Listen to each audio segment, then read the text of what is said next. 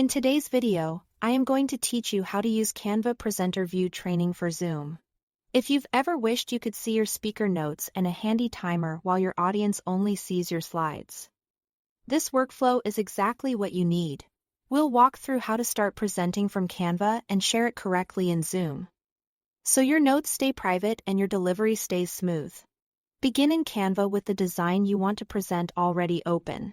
When you are ready, look toward the top right and click Share. From the options that appear, choose Present. You'll see a few ways to present. Select Presenter View. Then click Present. This specific mode is designed for speakers, so you get extra tools without broadcasting them to your audience. Two separate windows will open automatically. One is the Presenter window, which is for your eyes only.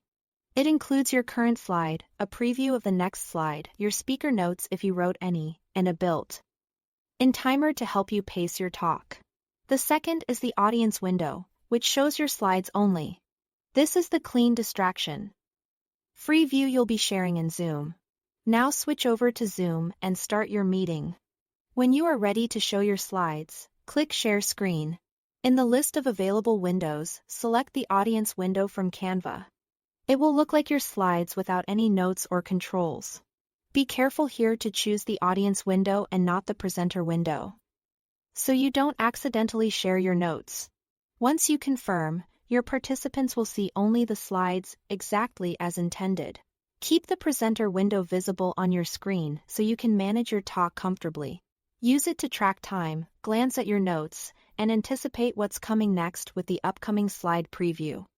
This helps you transition smoothly, avoid surprises, and maintain eye contact with the camera more often.